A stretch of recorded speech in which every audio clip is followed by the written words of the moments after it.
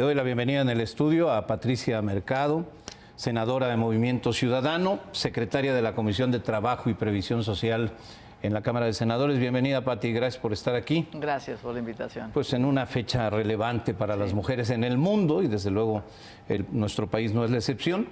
¿Cuál es el balance de la conmemoración del Día Internacional de la Mujer en México? Mira, primero decir que el balance también lo expresan las movilizaciones. Realmente son cientos de miles de mujeres en todo el país que están, digamos, la demanda más importante es que no para la violencia contra las mujeres, ¿no? Desde el feminicidio, que es la expresión más, digamos, más fuerte de esta violencia, hasta lo que nos acaba de decir el INEGI, que cada hora 12 personas renuncian a su empleo por acoso y violencia, la mayoría de ellas mujeres, 12 personas cada hora, ¿no? Entonces hay una situación muy fuerte, sobre todo de las mujeres jóvenes. Además hay una energía de este movimiento para expresar, digamos, que el Estado no está haciendo su trabajo para parar esta violencia en la calle, en el transporte, en el trabajo, en las familias. Y ese es, me parece, que digamos, lo primero que tenemos que decir, ¿no? Sin duda hay avances. Yo creo que a nivel legislativo la paridad ha hecho que logremos en algún momento, sobre todo los primeros 3, 4 años, alianzas para sacar adelante reformas legislativas a favor de las mujeres.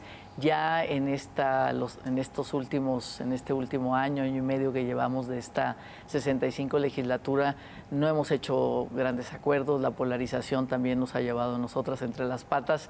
Entonces realmente hay una situación, digamos, hay un movimiento que nos está hablando de carencias, ¿no? Nos está hablando de que no estamos haciendo, de que no estamos respondiendo ni el gobierno federal, todos los gobiernos estatales, en todo el territorio nacional hay problemas y hay una manifestación muy grande. Bien harían de veras los gobernantes, nosotras como legisladoras, de leer estas movilizaciones tan fuertes, tan potentes, tan transformadoras finalmente. Sin lugar a dudas, porque esto que tú refieres fue el grito de miles de gargantas de mujeres en todo el país. Muy relevante en la Ciudad de México, se habla de en número redondo 100,000 manifestantes. Imposible saberlo porque pasó un fenómeno curioso en el Zócalo. Las mujeres llegaban y como no hubo un acto especial, un mitin especial, oradoras que fueran a hacer uso de la palabra, pues las mujeres llegaban en grupos y se retiraban y llegaban otros grupos. Entonces, digamos que se reciclaban los asistentes en el Zócalo. Pero fueron más de 8 horas más de 8 horas de llegar y salir, llegar y salir. Se habla de 100,000, es posible que hayan sido muchas más, porque hubo momentos en que el Zócalo estaba totalmente lleno. Pero, por ejemplo, me refieren que en Guadalajara hubo también una manifestación muy grande.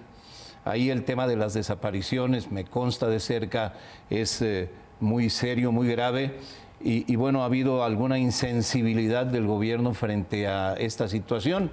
Pero esto que tú dices, desapariciones, violencia contra las mujeres, episodios que se repiten una y otra vez, casi siempre en donde se supone que estarían más seguras, que es el seno del hogar, pero maltrato, acoso, discriminación, inequidad. ¿Hay algo que celebrar en este día de conmemoración del Día Internacional de la Mujer? Mira, yo preferiría no. O sea, preferiría con gran admiración y respeto a estas movilizaciones. Como decía, yo creo que hay una deuda muy grande. La brecha salarial es enorme. Después de la pandemia, el regreso de las mujeres al trabajo remunerado ha sido en condiciones precarias.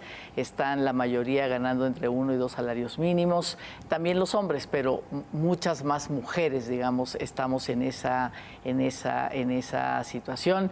Entonces, toda la respuesta del sistema, del Estado, para finalmente proteger a las mujeres contra, digamos, esta situación de violencia. Una mujer llega, ¿no? Y se contaban ahora historias, ¿no? Una mujer llega a un centro de salud, denuncia violencia, luego llega al Ministerio Público, y luego llega tal, y no hay... Todos la dejan ir, la dejan regresar y por supuesto la siguiente vez pues es una mujer asesinada, ¿no? O sea, no hay un sistema, digamos, de protección para responder a eso. Yo creo que eso es en este momento lo más importante. Y mira que yo estoy más, lo que le llamo una agenda laboral feminista, ¿no? Ratificamos, y eso me parece muy importante, somos de los 11 países, pocos países que han ratificado el convenio 190 contra el acoso y la violencia laboral. Ya lo hicimos el año pasado, va a entrar en vigencia este mayo. Tenemos que ya dar rendición de cuentas a la Organización Internacional del Trabajo, ¿no? Tenemos que empezar a ver cómo, qué tipo de reformas tenemos que hacer y de política pública, de inversión presupuestal, pero también nos falta. No hemos podido ni siquiera discutirlo. Lo propusimos y ya no lo discutimos, la posibilidad de un sistema nacional de cuidados. La población está envejeciendo, es una población que cada vez más necesita cuidados, ¿no? Tenemos un cambio epidemiológico, hay enfermedades cada vez más crónico-degenerativas que necesitan cuidados. Las mujeres ya no podemos hacerlo solas, el Estado no está respondiendo, no se quiere una inversión en infraestructura social para el cuidado. Se sigue pensando, ¿no?, que bueno, pues ahí las mujeres lo harán y los cuidarán como puedan.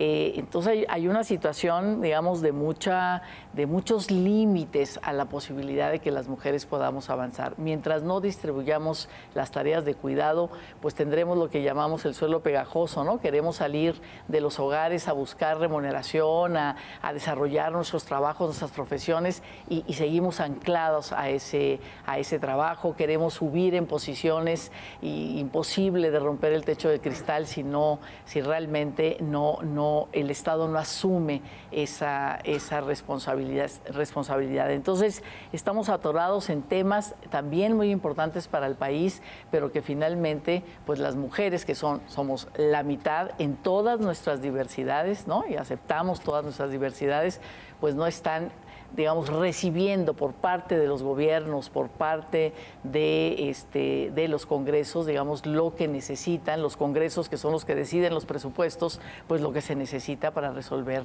estos problemas, ¿no? Entonces, bueno, pues creo que ahí estamos, y en ese sentido te digo, me parece que sí hay avances, pero que finalmente tenemos que hacer una reverencia a estas movilizaciones. Estamos en deuda, en mucha deuda, ¿no? Tenemos muchos retos, muchas cosas que cambiar y transformar, ¿no? Hoy el presidente decía, no, pues la cuarta transformación ya fue feminista, ya pasemos a la expropiación petrolera, pasemos a la justicia social. No hay justicia social si no hay justicia para las mujeres.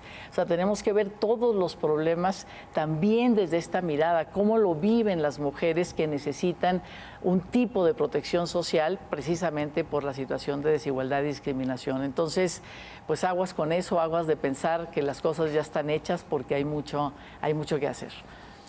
Sí, me llama la atención lo que dices. El gobierno no está haciendo lo suficiente por las muy diversas causas de las mujeres. Pero además el presidente se amuralla en Palacio Nacional. Pero además se reúne con un muy reducido grupo de mujeres morenistas a celebrar en un acto oficial el Día Internacional de la Mujer. Pero además dice que ya la cuarta transformación es feminista. Eso ya se logró, como diciendo, a darle vuelta a la página, vámonos. Parece insensible. Pues mira, lo que pasa es de que ser feminista no es verdad, hay un gobierno paritario, tenemos congresos paritarios, tenemos un número de gobernadoras que nunca habíamos tenido, bueno, aunque él no la quiere, pero tenemos una presidenta, primera presidenta de la Corte, de la Suprema Corte de Justicia.